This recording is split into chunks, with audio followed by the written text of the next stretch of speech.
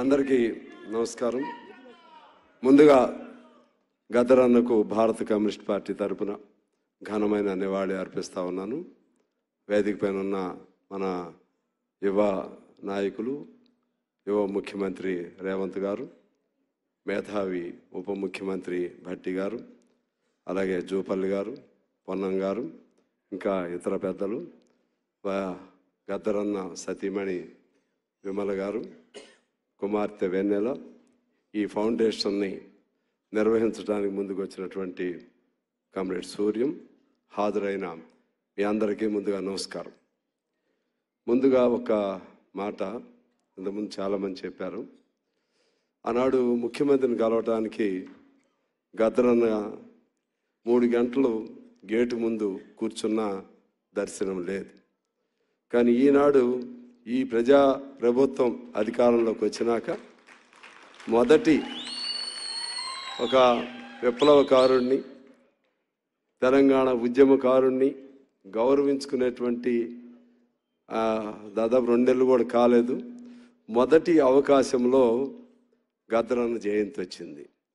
ఈ జయంతిని ఎలా జరుపుతారు అనే ఒక ఆలోచన వచ్చినప్పుడు, ఇది ప్రజా ప్రభుత్వం, ప్రజల ద్వారా ఎంపికైన ప్రభుత్వం, గద్దరన్న లాంటి వాళ్ళ స్ఫూర్తి ద్వారా ఎంపికైనటువంటి ప్రభుత్వం, గద్దరన్నను గౌరవించుకోవటం ఈ ప్రజాప్రభుత్వ బాధ్యత అని రుజువు చేసే క్రమంలో మన ముఖ్యమంత్రి గారు, మంత్రివర్గం దీన్ని అధికారయుతంగా జరపడం అంటే మొదటి విజయం ఈ ప్రజాపాలనలో వారు సాధించారు. వారికి నేను అభినందన తెలియజేస్తా ఉన్నాను.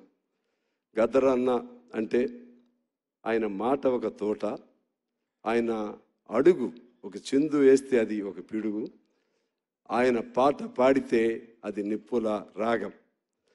అటువంటి గద్దరన్న దాదాపు ఆ కాలానికి ఈ కాలానికి సంధానకర్తలాగా ఉన్నారు.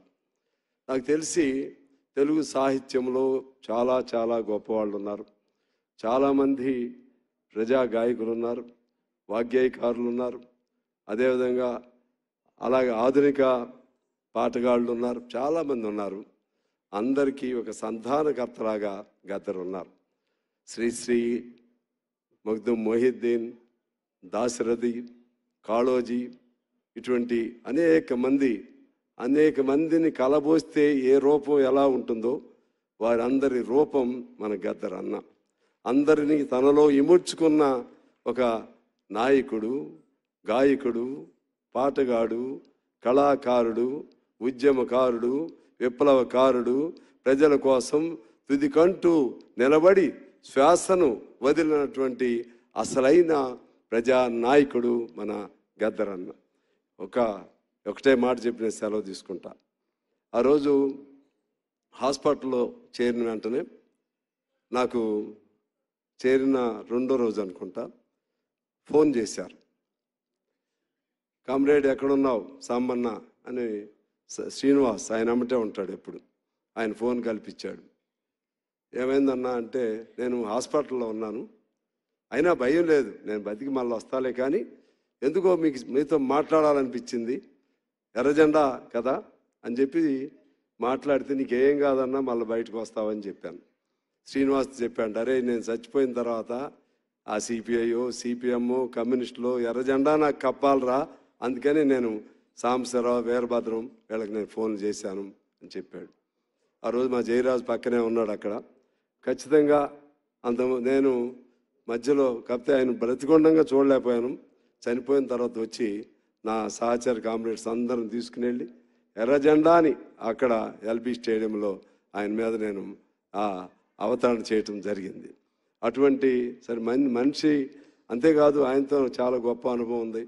ఒక 10 రోజులు కంటిన్యూస్గా సింగరేణి కార్మికుల సమస్యలపైన బావి టు బావి పేరుతో మేమిద్దరం ఇంకా మా నాయకులందరూ కూడా కలిసి 10 రోజుల పాటు కలిసే తిరిగాం. ఆ విధంగా గద్దరన్నలో ఏ స్వార్థం లేదు, గద్దరన్నలో ఏ ఈర్ష్య లేదు, అసూయలు లేవు. అది ఆయన జీవితం, అది ఒక అద్భుతమైనటువంటి ఒక పెక్యులర్ జీవితం, పెక్యులర్ రూపం గద్దరన్న. అటువంటి గద్దరన్నను సముచితంగా గౌరవించినందుకు నేను ప్రభుత్వానికి నేను అభినందన తెలియజేస్తున్నా ముఖ్యమంత్రి గారికి, ఇంకా వారి నాయకత్వంలో ఇతర మంత్రివర్గం, ఉప ముఖ్యమంత్రి గారు తదితరులందరికీ. అదే పద్ధతుల్లో రానున్న రోజులు కష్టకాలం ముఖ్యమంత్రి గారికి, ప్రభుత్వానికి కూడా. ఎందుకనంటే 10 ఏళ్ళది ఒక రకం నడిచింది. ఇప్పుడు ఎన్నో ఆశలతో, ఎన్నో ప్రజలందరూ కూడా ఎన్నో కోరికలతో ఉన్నారు. వాళ్ళందరూ ఆ కోరికలు, ఆశలకు ఏదైనా సమస్య వచ్చినప్పుడు వాటిని నినదించి ప్రభుత్వ అధినేతల దృష్టికి తీసుకెళ్లే గొప్ప వాళ్ళు ఎవరంటే కళాకారులు, గద్దరన్న లాంటి వాళ్ళు. గద్దరన్న లాంటి వాళ్ళు మరలా ఆ ప్రజా సమస్యలను ఏదో పద్ధతుల్లో తీసుకుని వెళ్తారు. కానీ నిర్బంధాలకు మాత్రం అవకాశం ఇవ్వకుండా ఇచ్చిన పాటని గుండెల్లో పెట్టుకుని వారు ఎందుకు వేదన వెలిపిస్తున్నారో ఆ వేదనకు అనుగుణంగా ప్రజారంజకమైన పాలన ఆ విధంగా రేవంత్ గారి నాయకత్వంలో చేయాలని, అదే గద్దరన్నకు మనం ఇచ్చే నిజమైన నివాళి అని చెప్పి తెలియజేస్తూ నేను మీ అందరికీ హృదయపూర్వక నమస్కారాలతో సెలవు. Thank you. నమస్కారం. ధన్యవాదాలు సార్. అదేవిధంగా మన మధ్య సోషల్